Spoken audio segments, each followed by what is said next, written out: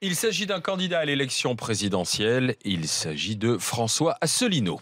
Bonjour. Bonjour. Il n'y aura donc pas de deuxième débat entre les 11 candidats, parce que ce soir, France 2 n'a pas réussi à vous mettre d'accord. Je ne sais pas d'ailleurs précisément ce qui s'est passé. Donc ce soir, vous êtes sur France 2, mais les candidats parleront les uns après les autres.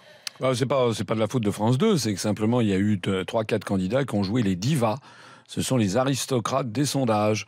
C'est-à-dire que M. Mélenchon a considéré que c'était la plèbe les autres, et donc il fallait pas qu'il parle avec eux. Voilà. Il craignait quoi ? Donc, il craignait sans doute ce qui s'est passé le 4 avril lorsqu'il y a eu les 11 candidats. Les Français ont découvert à cette occasion qu'il n'y avait pas 5 candidats mais 11, et que les 6 qui avaient été écartés dans un premier temps par TF1 avaient des choses à dire. Et ce qui est intéressant dans un débat, c'est pas seulement le fond du programme. Parce que moi, je ne me cesse de dire que les promesses que font les autres candidats, 90% ne pourront pas être mises en œuvre parce qu'elles sont contraires aux traités européens. Bon. Mais ce qui est intéressant, c'est pas seulement le fond des programmes, c'est aussi de comparer les personnalités. Voilà. On avait pu voir à cette occasion, les Français avaient pu se faire une idée sur la connaissance des dossiers, l'opiniâtreté, la capacité de répartie, le sang-froid. Voilà. Et c'est ça que ne veulent pas les prétendus grands candidats. Ils veulent rester bien à l'abri de sondages falsifiés pour être ensuite sûrs de ne pas être Pourquoi confrontés falsifier les sondages ? Parce que quand je vois les derniers sondages, si vous voulez, ça me fait ça vraiment rigoler. Voilà. C'est-à-dire, quand vous met à 1%, ça vous fait rigoler ? Oui, ça me fait rigoler, oui. C'est-à-dire ? Parce que moi, écoutez, nous avons rassemblé 1% des suffrages, par exemple, au régional de 2015, alors qu'il y avait beaucoup plus de candidatures et que j'étais inconnu. Voilà. Et entre-temps, notre mouvement politique, nous avons multiplié nos adhérents par plus de 3. Voilà. Et moi, quand je suis dans la rue, je fais des réunions. Hier soir, par exemple, j'étais à Nantes et il y avait plus de 900 personnes. On a refusé de monde dans la salle et des gens qui restent jusqu'au bout dans un état de grande ferveur. Voilà. Donc vous êtes sous-estimé, c'est ça ? Oui. Oui. Alors, quand je vois que M. Macron est donné à 25% des voix, alors qu'il annule les uns après les autres tous ses meetings, à Charleville-Mézières, à Amiens, encore un autre, je me dis qu'il y a quelque chose qui cloche quelque part. Alors attention, parce que je me souviens qu'en 2012, Nicolas Sarkozy faisait le plein des meetings, il a perdu. C'est-à-dire que le nombre d'adhérents, de militants qui expriment effectivement une ferveur dans un meeting ne donne pas forcément le résultat avec son présidentiel. D'accord, c'est bien. Écoutez, on va voir dimanche. On verra dimanche. Mais une question quand même, parce qu'on a bien compris, parce qu'on maintenant on vous connaît et vous avez un programme très clair. Vous dites on ne peut pas renégocier l'Europe. Ceux qui vous promettent une renégociation de l'Europe, c'est pas possible parce qu'on n'est pas tout seul et qu'on n'y arrivera pas. C'est ce que promettent notamment Jean-Luc Mélenchon, Madame Le Pen, ou d'autres, Madame Le Pen. Vous dites donc il faut sortir de ce système. Mais cette sortie du système fait peur. On en parlait tout à l'heure. Il y a par exemple, semble-t-il, des Français qui ont un peu de patrimoine qui sont en train de se renseigner pour savoir s'il n'est pas temps de quitter la France si jamais on repasse au franc. C'est ce que vous préconisez. On dit on va aller au Luxembourg notamment, on pourra placer notre argent en assurance vie. Mais moi, j'ai pas de patrimoine, à votre avis ? Oui. Je sais Dans pas. la déclaration de patrimoine officielle, je suis, paraît-il, l'un de ceux qui en ont le plus. Vous n'avez pas peur de votre argent ? Ce qui est quand même un peu fort de café, parce que moi, je n'ai finalement qu'un salaire de haut fonctionnaire. C'est vrai que je suis quelqu'un comment dirais-je, d'économe. Mais quand je vois que quelqu'un comme M. Macron, par exemple, qui paraît-il gagnait 3 millions d'euros par an, il a 3 fois rien. Alors, de deux choses l'une, soit il a menti, ou quel cas c'est passible de la loi, soit il gère ses affaires comme un panier percé. Ça donne à penser ce que ce serait s'il était à la tête de la France. Bon, moi, j'ai du patrimoine un petit peu. J'ai un appartement à Paris, j'ai une maison de campagne, et puis j'ai de l'assurance vie. Et vous craignez pas votre patrimoine si on repasse au franc ? Mais écoutez, est-ce que vous croyez vraiment que je proposerai aux Français quelque chose dont je serai la première victime ? On raconte n'importe quoi aux Français. Le problème, c'est qu'il n'y a jamais eu de débat de fond sur l'euro. Il y a un principe de droit international qui s'appelle la lex monetae. Lorsque nous repasserons au franc, un nouveau franc, ça ne sera pas le franc d'avant, ça sera un nouveau franc, eh bien les dettes et les emprunts seront convertis en francs, point. Il n'y aura strictement aucune augmentation des dettes ou des emprunts, aucune différence. On a d'ailleurs pu le voir dans le sens inverse, lorsqu'on est passé du franc à l'euro ou du Deutschmark à l'euro. Vous savez, en 1992 ou 93, vous aviez des gens qui avaient acheté, par exemple, des obligations de l'Allemagne en Deutschmark, qui était la monnaie la plus solide du monde, et puis d'un seul coup, l'Allemagne a dit vous allez être remboursé en euros. il y avait un certain nombre de gens qui auraient pu se dire légitimement, ben moi l'euro je ne sais pas ce que ça va être, alors que je voulais être remboursé en Deutschmark. Ils ont eu quoi? Ils ont eu leurs yeux pour pleurer, tout simplement. C'est-à-dire qu'il n'y a pas de négociation Le problème possible. avec votre histoire, c'est qu'il n'y a pas de précédent en fait. Mais il y en a qui ont refusé d'aller vers une monnaie unique, vers l'euro, d'accord, très bien. Mais il n'y a pas d'exemple en Europe d'un pays qui a changé de monnaie, qui a été vers l'euro, puis qui est revenu. En tout cas, la donc question c'est ça qui est assez effrayant pour certains. Mais non, mais écoutez, c'est des gens qui disent on saute dans l'inconnu, mais on a sauté dans l'inconnu quand on est entré dans l'euro, et l'euro est en train d'aller au désastre. Parce que personne jamais ne prend en considération ce que je ne cesse de dire, l'euro n'est pas viable, l'euro va exploser. Alors c'est vrai que c'est un peu technique, j'ai présenté d'ailleurs chez un de vos confrères les cours actuellement de l'évolution de solde de la balance des paiements courants à l'intérieur de la zone euro, ça n'est pas viable. Voilà. Et d'ailleurs, l'euro est à l'origine de la croissance continuelle du chômage en France. Si les Français commettent l'erreur le chômage a commencé à progresser en France à la fin des années 70, début 80. Il n'y avait pas l'euro, il y avait le franc. C'est vrai, mais dans les années 80... On sortait des 30 glorieuses, il y a eu 2 chocs pétroliers, ça n'a rien à voir avec l'euro. Dans les années 80, on estimait qu'1 million de chômeurs, ça serait la catastrophe. On en est à 3,6 millions de chômeurs de catégorie A. Peut-être parce qu'on accepte ce chômage massif. On a eu 1 million de chômeurs en plus sous Sarkozy, on a eu 1 million de chômeurs en plus sous Hollande. Si les Français commettent l'erreur d'élire un Sarkozy bis, c'est-à-dire M. Fillon, un Hollande bis, c'est-à-dire M. Macron, on aura, dans 5 ans, 1 million encore de chômeurs en plus. Et on continuera à démembrer la France et notre patrimoine public et privé. Pourquoi l'Allemagne, qui a l'euro, a de la croissance et réduit le nombre de chômeurs alors? Parce que l'Allemagne, c'est l'Allemagne et la France, c'est la France. Voilà, c'est tout aussi simple que ça. Parce que l'euro est une espèce de cote mal taillée entre les monnaies qui la composent. C'est-à-dire, le taux de change externe de l'euro par rapport au dollar. C'est un mélange entre ce que serait le Deutschmark, le franc, la lire italienne, la drachme grecque. Donc, il se trouve que c'est donc une monnaie qui est trop bon marché pour la compétitivité de l'économie allemande. C'est la raison pour laquelle ils vendent énormément à l'étranger, parce qu'ils ont une compétitivité supérieure à la nôtre. Et cette compétitivité, et c'est ça le drame de l'euro, et c'est ça sur lequel aucun candidat à part moi ne s'est exprimé, cette compétitivité de l'Allemagne ne cesse de s'accroître par rapport aux pays du Sud. Voilà Alors ça veut dire quoi? Ça veut dire qu'effectivement l'Allemagne dégage des excédents commerciaux de plus en plus géants, 247 milliards d'euros l'année dernière, c'est-à-dire supérieur à la Chine. Et puis de l'autre côté, vous avez les pays du sud de l'Europe, et plus on va vers le sud et moins c'est bon, et qui dégagent des déficits commerciaux géants et surtout du chômage de plus en plus important. Que disent les autres? Vous savez ce qu'ils disent? Ils disent qu'il faut appliquer le rapport des grandes orientations de politique économique de la Commission européenne, que j'ai déjà présenté de nombreuses fois, qui d'ailleurs n'est jamais repris, ce rapport n'est jamais repris par la presse, et qui nous dit qu'il faut, au cours des semestres qui viennent, on a déjà le programme de ce qui va se passer. Il faut baisser, paraît-il, l'impôt sur les grandes sociétés, augmenter la TVA sur monsieur et madame tout le monde, diminuer le SMIC, voire le supprimer, diminuer les prestations chômage, précariser toute la société, ubériser toute la société, les artisans taxis, les médecins, etc., continuer la politique de rigueur. Voilà tout le programme qui, lorsque les flonflons de l'élection présidentielle se seront éteints le 7 mai au soir, les Français découvriront, alors ça ne sera pas les grandes gueules, n'est-ce pas, ça sera la gueule de bois, ils découvriront qu'on recommence les mêmes politiques qu'antérieurement. Sylvain Grandserre. Il y a une vraie singularité avec vous, honnêtement. J'ai lu votre programme, je vous ai écouté attentivement. Je trouve vraiment qu'il y a des choses extrêmement pertinentes sur la défense des plus petits. Enfin, je pensais vous coincer plus facilement. Puis finalement, il y a plein de choses où je suis tombé d'accord avec vous. Ben voilà. Parce que voilà... faut voir ce qu'on entend dire de vous. Enfin, on ne sait pas comment vous avez eu vos 500 signatures. Vous êtes passé de 17 signatures en 2012 à 500 signatures d'un seul coup. Et Macron, il est passé de 0 à plus de 2000, justement. Il a fait comment, lui? Non, conspirationniste et tout. Moi, la question que je voulais poser, la première que je voulais vous poser, vous sentez-vous comme un repenti? Parce que dans votre description, vous mettez en avant votre remarquable expérience des négociations internationales, votre excellente connaissance des dossiers, la profondeur de vos analyses et vos capacités hors normes, c'est vous qui le dites, de vous-même. Ce qui n'est pas très modeste, mais j'ai l'impression du coup d'être avec un repenti. Quand on a votre stature, quand on a votre culture qui a été unanimement reconnue, d'habitude on est pro-européen, on est internationaliste entre guillemets. Et j'ai l'impression que vous êtes une espèce de repenti du système. C'est pas un repenti, c'est que vous étiez comme ça avant. Vous pensiez ça quand vous étiez dans les grandes rencontres avec Nelson Mandela, le pape, tout ça? Oui, déjà à l'époque, moi quand j'étais jeune, quand j'étais étudiant, j'avais voté pour la liste de l'UDF aux élections européennes de 1979. J'étais donc très très pro-européen. Mais progressivement, j'ai changé, notamment dans les allées du pouvoir. Vous avez souligné, effectivement, j'ai été dans des cabinets ministériels. J'ai notamment accompagné Jacques Chirac dans de nombreux déplacements à l'étranger. Et quand je dis accompagner, c'est que je préparais une partie des dossiers et que je participais aux entretiens au plus haut niveau. Et moi, ce que j'ai découvert dans les années 90, c'est que nos dirigeants, en fait, n'ont plus les manettes. C'est ça la question. Les dirigeants français n'ont plus les manettes. Et moi, ce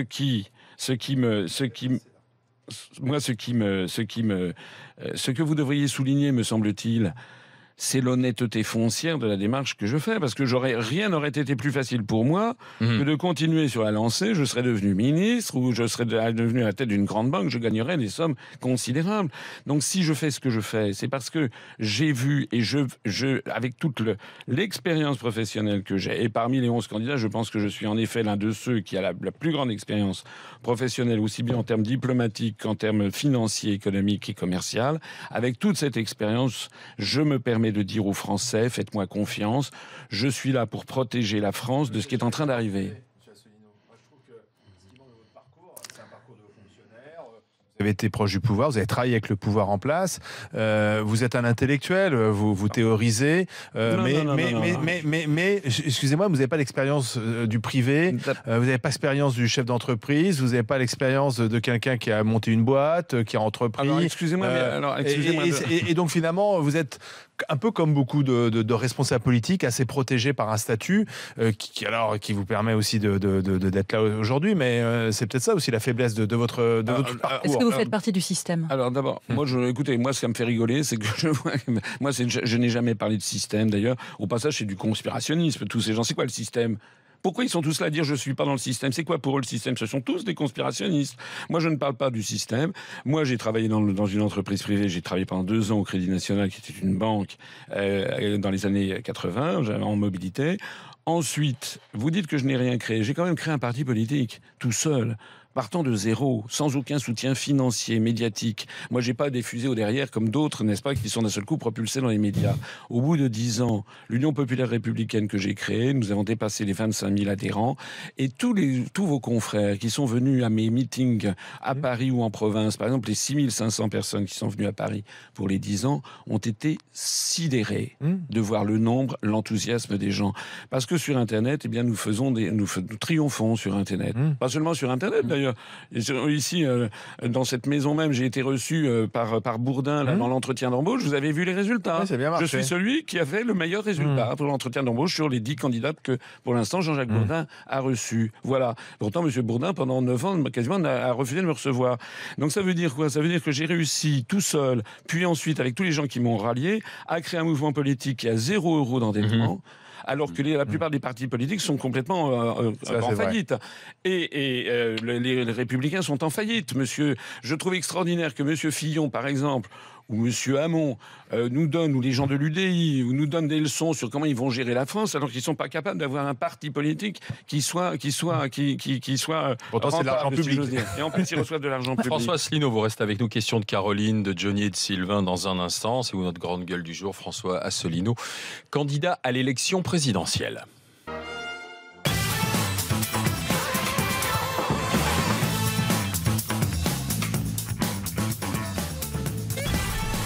Les GG, les grandes gueules, avec aujourd'hui François Asselineau, candidat à l'élection présidentielle. Nous sommes à 3 jours du premier tour, donc de l'élection préférée des Français. Vous êtes avec nous en GG du jour avec Sylvain Grandserre, avec Johnny Blanc et Caroline Pilat. Question, Caroline. Oui, vous avez un programme intéressant, monsieur Asselineau. Je suis très étonnée, moi, que vous ayez un staff aussi jeune et des électeurs aussi jeunes, sachant que vous n'êtes pas pro-européen. Donc comment est-ce que vous expliquez cette manne ? Mais parce que je pense que c'est une erreur de croire que la construction européenne attirerait les jeunes. C'est pas vrai du tout. D'ailleurs, on l'avait vu dans les sondages post-électoraux. Par exemple, lors du référendum du 29 mai 2005 sur la Constitution européenne. D'ailleurs, ma candidature, je la présente comme la revanche de tous ceux qui ont voté non à cette Constitution et dont le vote a été piétiné. Dans les sondages post-électoraux, on avait pu noter que c'était seulement les personnes de plus de 60 ans qui avaient voté majoritairement oui à la Constitution européenne en 2005 et les personnes de plus de 70 ans avaient voté encore davantage. En revanche, les jeunes, et tout particulièrement les tranches d'âge où nous sommes les plus forts, d'ailleurs, c'est les 25-40 ans, m'avaient voté très majoritairement non. Ce qu'il faut bien comprendre, et c'est ce que je crois j'apporte au débat à l'élection présidentielle, c'est que l'idée même de construction européenne est en fait une idée anachronique qui remonte les États-Unis d'Europe de Victor Hugo de 1849. En fait, c'est une vision coloniale du monde où le monde blanc dirigerait le reste du monde. Et moi, je dis, et c'est ce qui attire beaucoup beaucoup de jeunes, c'est que je dis, au 3e millénaire, on peut plus faire de différence entre les pays serviettes et les pays torchons, si j'ose dire, les peuples serviettes et les peuples torchons. On est en contact avec le monde entier. Les gens qui me disent Erasmus, je dis, mais moi, Erasmus, je veux un Erasmus planétaire. Je veux que les étudiants ils puissent aller étudier en Chine. C'est d'ailleurs déjà le cas. C'est en train de s'imposer. Pareil pour les entreprises. Les grandes entreprises françaises, elles ne se limitent pas au périmètre de l'Union européenne. C'est une erreur. Par exemple, Peugeot a une co-entreprise en Chine avec Dongfeng pour mieux se battre contre l'allemand Volkswagen qui a son propre partenaire chinois. Donc le monde d'aujourd'hui ne correspond plus du tout à cette vieille lune qui est la construction européenne, qui nous enferme dans un périmètre artificiel. Donc vous êtes plutôt mondialisation que construction européenne. Je suis pour ce qu'est la France, c'est-à-dire un pays tourné vers l'universel. Mais dans le mot mondialisation, il y a quelque chose, il y a un projet économique sous-jacent contre lequel je suis, qui est l'idée que l'on ferait disparaître les nations et que l'on ferait disparaître, par exemple, que tout l'appareil productif français filerait à 15 000 km. Parce que c'est ça qui est en train notamment de créer du chômage en France et par ailleurs de détruire la planète, de détruire l'environnement. Vous savez, il y a eu cette course autour du monde récemment à la voile. Il y a eu 6 candidats qui, paraît-il, ont heurté dans l'océan Pacifique des conteneurs qui flottaient. On est en train de transformer la planète en poubelle parce que l'on fait de plus en plus fabriquer des choses à 15 000 km. Il faut rapatrier la production le plus possible de façon locale, ne serait-ce que pour créer de l'emploi et pour protéger l'environnement planétaire. On a un chef d'entreprise qui est à côté de vous, François. Moi, je vous reconnais une chose, c'est au moins très clair, vous êtes le seul des 11 candidats à prôner une sortie de l'Union européenne immédiate. Enfin, immédiate. On lance le processus immédiatement. On est d'accord. Ça ne sera pas le jour au lendemain. On ne va pas sortir en 5 minutes. Vous avez ringardisé Marine Le Pen. On est bien d'accord. Mais quelque part, oui, mais Marine Le Pen, c'est vrai qu'on fera un référendum, on fera quelque chose. Non, au moins, c'est clair. Pareil pour Mélenchon. Vous avez vu que Mélenchon a dit à Dijon, là, il était hors de question de sortir de l'Union européenne de Londres. Moi, je trouve très bien la clarification qui est en train de se produire. Je suis le seul candidat qui dit aux Français, nous allons faire ce que sont en train de faire les Britanniques, mettre en œuvre l'article 5 vous allez même plus loin, de l'Union européenne. On revient au franc, alors que les Britanniques n'étaient pas passés à l'euro. Oui, mais ils s'en sont très bien portés d'ailleurs. Mais là, je suis pas d'accord sur cette analyse que vous venez de faire à l'instant sur le chômage, par exemple, où la monnaie serait bientôt une des raisons principales du chômage en France. Moi, je pense quand même quelque part qu'on est dans un pays où tout le social repose uniquement sur le travail, et je pense que notre compétitivité, elle est mise à mal par ça, et non pas par la valeur de l'euro. Alors, je ne dis pas qu'il n'y a pas trop de charges qui pèsent sur les entreprises. En particulier, dans mon programme, j'ai prévu de baisser drastiquement les cotisations sociales qui pèsent sur les artisans, les commerçants, les TPE, les PME. Et au passage, j'ai prévu aussi de supprimer le RSI, qui est un véritable scandale. Pour faire quoi à la place ? Je pense qu'il faudrait le rapprocher du régime commun s'agissant du RSI. C'est pas ce qu'on demande, nous, les artisans. Alors, s'agissant des charges sociales, moi, je voudrais quand même que les charges sociales ou les cotisations sociales, elles baissent sur ces catégories, mais je voudrais dire et rappeler que les transferts sociaux, les prélèvements obligatoires sont les plus importants en Europe, en Norvège, au Danemark, qui sont des pays qui se portent très bien, alors qu'ils sont beaucoup plus bas, par exemple en Grèce, en Italie ou en Espagne, qui se portent très mal. Donc je suis d'accord sur le fait qu'il faut favoriser la création d'emplois en France et qui passe notamment par l'artisanat et le commerce. Mais une fois qu'on a dit ça, on n'a quand même pas réglé le problème. Le problème, c'est le problème de la monnaie qui est surévaluée pour la compétitivité de l'économie française et a fortiori des économies du Sud. Et puis c'est un autre problème aussi. Ce sont tous ces articles des traités que je ne citerai pas parce que sinon on va me brocarder en disant que je connais trop bien mes dossiers. Mais tous ces articles des traités qui imposent en fait la libre circulation des mouvements de capitaux, donc les délocalisations industrielles. Regardez ce qui se passe avec Whirlpool. Vous voyez que les gens sont contents, qui part en Pologne. Whirlpool fabrique en France à une société, une entreprise qui est rentable, eh bien met en œuvre l'article 63 et donc va s'installer en Pologne, et aucun candidat, je dis bien aucun candidat, ne peut répondre à la détresse des ouvriers de Whirlpool, sauf moi Oui, mais qui dis, si on d'accord. sort de l'Union européenne, ça on pourra l'empêcher, les Oui, autres mais derrière, restent dans l'Union ça européenne. induira aussi une hausse des prix parce que Whirlpool vous dit aussi, vous répond, ça nous permet aussi d'avoir des prix compétitifs sur le marché de l'électroménager avec du bon matériel, de nouvelles technologies. Vous avez raison, et des prix intéressants. vous avez en partie raison. Le modèle économique qui nous est imposé par la mondialisation consiste en effet à proposer, en fait, à rendre chaque Français schizophrène. C'est-à-dire qu'en tant que consommateur, il bénéficie de produits qui sont meilleurs marché, mais en tant que salarié, il n'a plus d'emploi.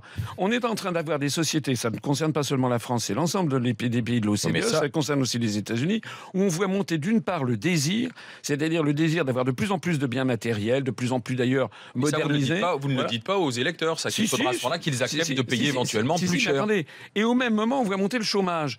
Qu'est-ce que donne une société où il y a de plus en plus d'objets désirables et où il y a de plus en plus de gens qui sont au chômage et qui sont pauvres? Ça donne une société qui vire, je suis désolé de le dire, mais qui vire à des problèmes considérables. Par exemple, l'augmentation du désespoir, l'augmentation de la consommation d'anxiolytiques, l'augmentation de l'alcoolisme, l'augmentation de la consommation de drogue et puis l'augmentation de la criminalité. D'où vient l'augmentation de la criminalité dans l'ensemble du monde occidental, si ce n'est justement qu'il y a cette augmentation concomitante de la pauvreté et du chômage dans un cas, et d'objets de plus en plus désirables ou présentés comme tels, dans une société où on dit que si on n'a pas une Rolex à 50 ans, on a perdu sa vie. Ou un iPhone, parce Voilà. que vous avez un souci avec les Ouais, Américains. Moi, ouais. j'aimerais savoir si vous les détestez vraiment, parce que vous avez la réputation d'être Mais anti-américaniste. non, nous avons 75 de nos adhérents qui sont des expatriés aux États-Unis. Je vous rappelle qu'aux États-Unis même, vous avez des quantités de gens qui sont plus critiques que je ne le suis contre leur propre gouvernement. Moi, j'ai des amis aux États-Unis. Je déteste pas. Mais c'est Trump qui est passé. Je ne déteste pas les Ni la Américains. consommation américaine. Comment ? On écoute de la musique, on mange McDo. Oui, mais moi je préférerais, Faut si vous vivre, voulez, moi, ce que avec tout ça j'aimerais, c'est aussi, que hein. par exemple les grands médias français véhiculent aussi et diffusent aussi d'autres sources d'information et d'autres loisirs que seulement les C'est pour questions ça que vous Mais on voulez- peut, américaines. on a le c'est pour choix. ça que vous voulez renationaliser Mais TF1. par exemple, je trouve que actuellement, puisqu'on est dans un monde universel, il est quand même incroyable que l'on n'ait jamais à la télévision française, je dis aux heures de grande écoute, qu'on ne me parle pas de Arte le 29 février à 3h du matin. Je parle vraiment aux heures de grande écoute, qu'on n'ait jamais une fois par an, par exemple, un film russe, un film japonais, un film indien, et voilà, que ça soit pour ouvrir l'esprit des gens. Merci. Moi, mon objet, c'est l'ouverture des Merci, esprits. merci François Asselineau de passer par les grandes gueules. Dans un instant, le match. Et puis à midi tout à l'heure, un autre candidat à l'élection présidentielle, c'est Jean Lassalle qui sera assis à votre place. Restez avec nous.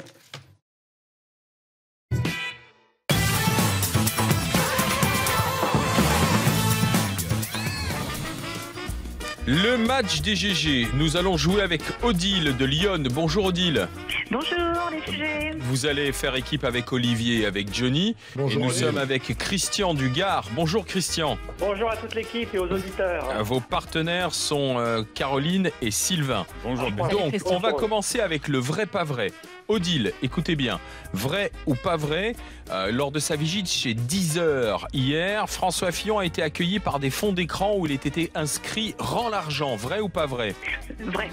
C'est vrai, il avait annulé sa visite à l'école 42. Finalement, il s'est fait troller par certains salariés de l'entreprise avec le mot d'ordre rendre l'argent quand il est passé. C'était sur certains objets connectés et ordinateurs. Un point pour vous, ma chère Odile. Christian, Oui. vrai ou pas vrai, aux États-Unis, dans l'État du Texas, pour remporter une voiture neuve, les participants ont dû embrasser un véhicule pendant 50 heures. Oh là là, c'est tellement débile que je vais dire oui. Eh ben c'est vrai, effectivement. Bravo Christian. Il fallait gagner une voiture de 33 000 euros, enfin 33 000 $. Les concurrents ont dû embrasser la peinture métallisée. Grâce à 10 minutes de pause, certains ont pu tenir 50 heures et gagner une voiture. Donc un point, égalisation. Alors on y va Pas tout. pour les petites phrases. Qui déclare voter Le Pen, c'est voter Macron? Fillon. Fillon, bonne réponse de Sylvain Grandserre. Ah oui, merde. Donc ça donne T'étais prompt. un bon point à Christian. Qui déclare qu'est-ce que vous voulez que je vous dise sur Manuel Valls? Et voilà, il a fini ses vacances à Maurice. Benoît Hamon. Ouais. Égalité. Ah, c'est parfait. Ouais. Je suis témoin. Un point partout, distribution de points. Et moi, le patronyme. Qui déclare je viens de sortir d'une colique féroce? Mélenchon. Non. Le Drian. Non. Ça, comme pour dire image. ça. hein. Mélenchon Bigard. Jean Lassalle, effectivement. Qui sera avec dans 5 minutes. Dans 5 minutes, on est aurait pris du smecta. On est content qu'il en soit sorti. Effectivement, Jean Lassalle, bonne réponse d'Olivier.